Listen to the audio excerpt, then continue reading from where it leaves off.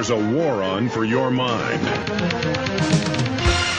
It all started early on the morning of February 12th, 2008. I was getting ready to go to bed and thought I'd check my emails first. When I checked them out, I discovered one from the Ron Paul campaign saying, Dr. Paul gives another update about the campaign in his latest video message to supporters. Watch the video by going to YouTube. So I thought, what the heck, let's go check it out.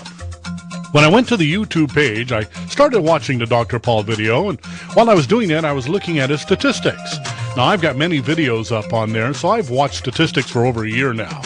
And that's when I began to see that something wasn't quite right here. I began to smell a rat. I mean, look at this. It had been rated by 1,596 people, 1,245 left comments, favorited 652 times, and the number of views was only 213? How is that possible?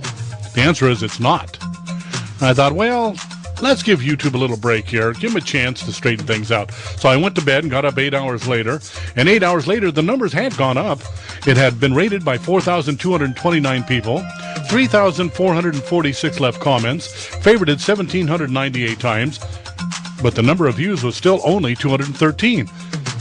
16 hours later, I went back and checked it out, and Ron Paul's video had gone up again. 6,326 ratings, 6,163 comments, favorited 2,763 times, and the number of views was still locked in at 213. What's wrong with this picture? So I thought, well, let's go check out the most viewed pages on the political part. John McCain's video had 384 ratings, 201 comments, favorited 199 times, and only had 3,678 views. Hillary Clinton's video was also on the front page of the News and Politics. With 127 ratings, comments were blocked, of course, and the views were only 3,280. Now, Ron Paul had more comments than that, yet he was not on the front page. Was Ron Paul's video being kept off the front page? Well, 37 hours later, I went back and checked it out again, and the numbers had jumped up.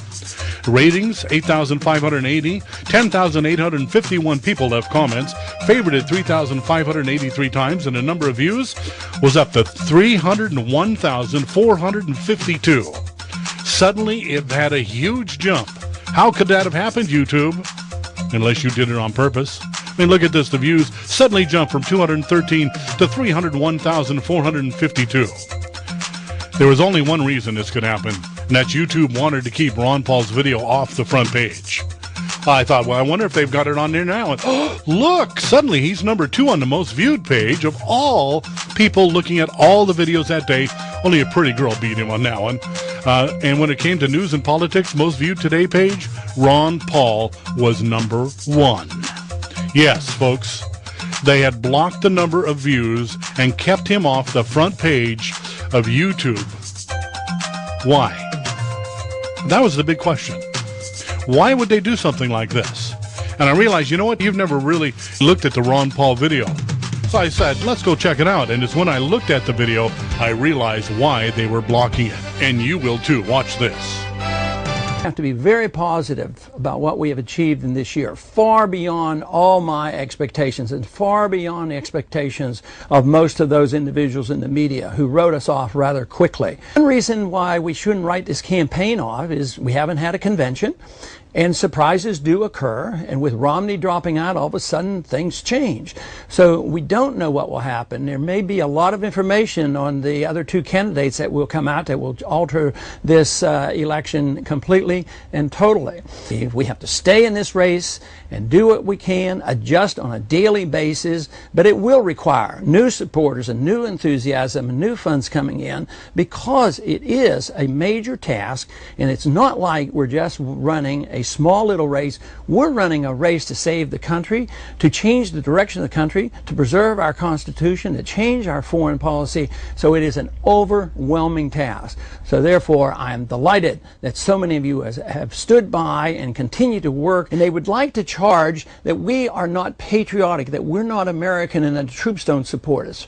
But isn't it unbelievably beneficial for us to realize now that our funds exceed all the other candidates that come from the active military duty? duty people.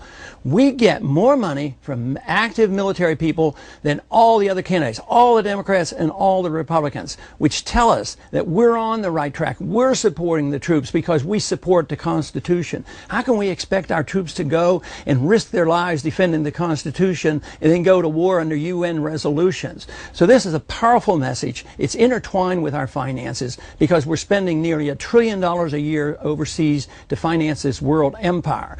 Our responsibility is to bring the Republican Party and this country back to its conservative roots, believe in the Constitution and believe the Constitution is so vital. If we do that, this country can reverse its course. If we don't, the middle class is going to be wiped out. We're going to have runaway inflation, and this war will be endless. And one of the projects I have been working on in my mind and in my head that I want to share with you, because I think we're at this point where we have to do something major. We know the shortcomings of dealing with the major media. Yes, I think we've had a decent shake because we at least got into the debates. They could have prevented it. We didn't get the even amount of time. And of course, we never got a fair amount of time on the evening network. But we still had enough time for people to look us up and go to the internet and actually kick off the campaign. But there's another thing that I think we ought to do. We ought to make a grand display. We ought to have a true march to show what our numbers are. And this is risky. Just as it was rather risky for us to put right on our website as the dollars were coming in, because if the dollars had not come in, we would have had to do what those other candidates did when they pretended they were going to have a money bomb, and they had to remove it rather quickly. But we didn't, because you fulfilled, the requirement and the dedication. The money came in and it became exciting in a game, and the media noticed it. But a march on Washington could do the same thing. It could be very, very valuable. It could send a powerful message where the media can't ignore us. So I'm at a point where I think we have to make a grand stand. We have to stand firm and see where the numbers are and be counted and see if the remnant is there and see how big it is. We can never count the remnant, but we can certainly energize those who have been identified already. So for me, I'm sort of getting excited about this because I have talked with others and they say this is a great idea. And there's been so much good music associated with this campaign. There's no reason in the world why we can't do as well as some others have done in Washington. But we're at the crossroads. If we don't turn it around soon, I kept thinking at the beginning of this campaign we weren't ready, and that's why I was reluctant. But then when I got involved, I found out there were many more than I ever dreamed of. So now we're at a point, and I have been convinced that it is more crucial. But we have to realize exactly where we stand in this particular campaign and at the convention. But it doesn't mean that our voices won't be heard. And if we do this right, and if we really have a grand rally and a grand march, and then there are question marks left with our nominees or potential nominees in September for the convention, then they will know that we can't be ignored. And I am hearing this daily from other members of Congress and around the country. But I happen to believe it can work and has to work. So if we want to really take a stand for freedom, take a stand that nobody can ignore us, to see what would happen if we really had this grand march on Washington. And this would have to be done rather soon. I'm not talking about, in 6 months or a year. I'm talking about rather soon, 3 or 4 months before the convention. So hopefully we can put this all together, and hopefully I can get the enthusiasm from all of you, just as you have given enthusiastic support for this campaign already, both in the volunteer work as well as the fundraising end. So once again, I want to thank you very much for tuning in and paying attention and listening to this update. But there's no reason in the world that we should back off. This is a time to march forward. Thank you for listening.